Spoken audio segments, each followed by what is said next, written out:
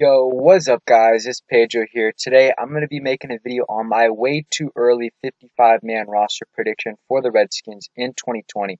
If you guys are new, subscribe for Redskins and NFL content. So let's get into the video.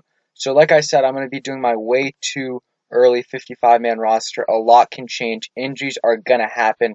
So that's definitely going to change it. And before we start, I'm going to be assuming for this video that Reuben Foster and Bryce Love are both healthy when I'm making this prediction. So that's going to change a few things. But my take on if they're going to be healthy, I'm thinking Reuben Foster is going to be healthy for the start of the season. He's looking good. He's been running full speed and doing some drills. I think he's going to be ready. Bryce Love is a question mark. We'll see. But again, in this video, I'm going to be assuming they are both healthy. So let's get into the video. So I'm going to do a few surprise cuts first. So assuming Reuben Foster is healthy, I think that probably slides Bostic out just because Reuben Foster is kind of similar to John Bostic, but he's a lot better version of him, and they both kind of play that middle linebacker role. So I think that would probably get Bostic out of there.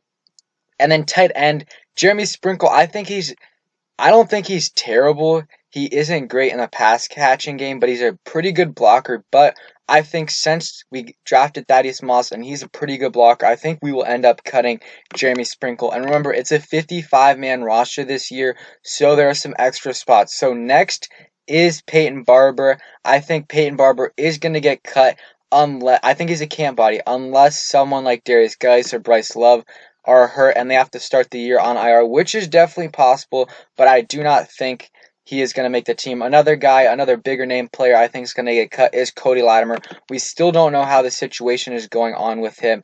And by the way, in this video, I'm not doing practice squad, so everyone is going to get cut down to the 55-man roster. Some of these guys I cut will end up on the practice squad. Someone like Danny Johnson might make the practice squad. I do think that Trey Quinn is going to get cut, and I doubt he makes it to the practice squad. But if he did, we would probably bring him to the practice squad. But yeah, Mike Ledke, I also think he's going to be a kind of a camp body for depth. I don't think he's going to make the team. Same with this guy, Anne-Marie Smith. I doubt they make the team. So yeah, that we're down to, what are we down to? About 78 players. We got a long ways to go, but let's go ahead and go rapid fire right here. So Jonathan Johnson, I think he's a solid player, but I doubt he makes the 55-man roster. I think he's going to make the practice squad. There's one. Steve Montez, same thing. I think he's going to make the practice squad. Isaiah Wright, I do think Isaiah Wright's going to make the team as a special teams player, and he might contribute a little bit in the pass game. I think we'll keep 5 wide receivers. Someone like Emmanuel Hall, though, and Cam Sims, they could be competing for that 6th wide receiver spot because I think we're going to at least keep 5, but you never know, we might keep 6. So all these guys are either going to get cut or make the practice squad. Marcus Baugh, probably a practice squad player, and Ryan B is a pretty good player. He might be a fringe player on a lot of teams, but since our defensive line is so good, I doubt he makes the team. So now we are down to 69 players. So we still got a ways to go, but I'm liking how it's going. It is pretty hard to do for the last few players, but we're going to go ahead and do it. So another player I think is going to get cut, Josh Ferguson. He did okay in the preseason last year, but wasn't healthy last year, so really didn't contribute much.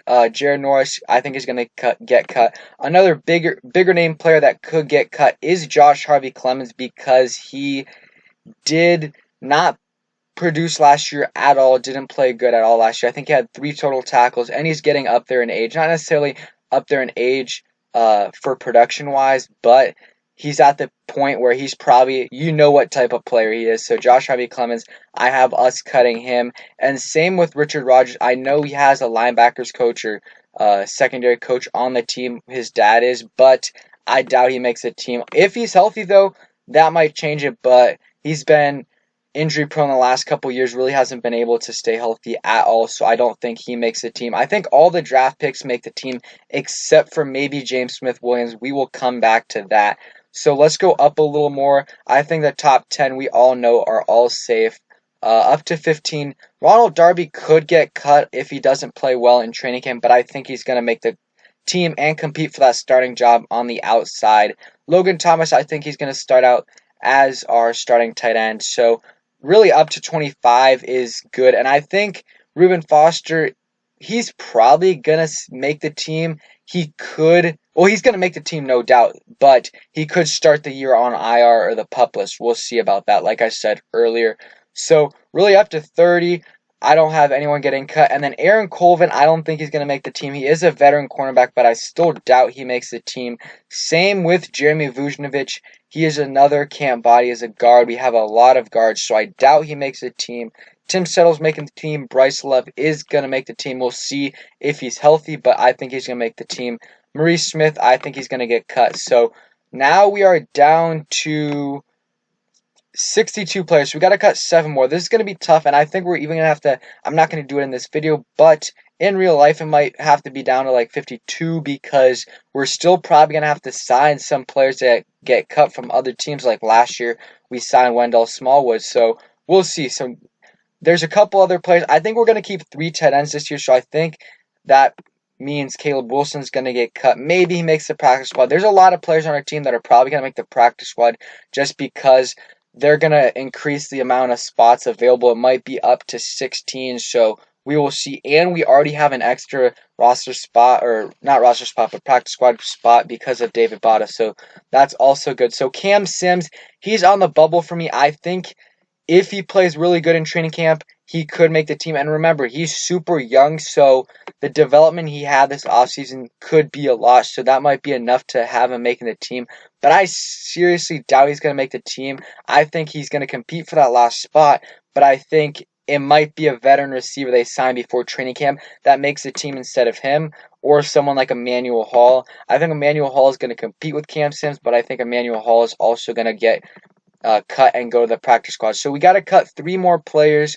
So we're at 58. Like I said, all the draft picks are probably going to make it with the exception of James Smith-Williams. And I think I'm going to cut James Smith-Williams. It's between him and Jordan Brailford. I think they're going to be competing in training camp to see who gets that extra roster spot. But I think since Jordan Brailford has played a full year in the NFL, and I know he was hurt, but he was still going up against NFL talent almost every day in practice. So I think that's going to give him the advantage. And then James Smith-Williams, you never know. He might not get claimed, and he might be able to make the practice squad. So we're at 57. We got to cut 2 more players. So I think up till 30 we're good. So Nate Orchard could potentially get cut. I think it's going to have to be a DN or outside linebacker. It could be Caleb Brantley. I think it's going to be Caleb Brantley because I think Caleb Brantley is decent. We did re-sign him, but his contract is pretty small, so we can cut him. And Nate Orchard played pretty good in the limited time he had last year, so that's why I do think he is going to end up making the team.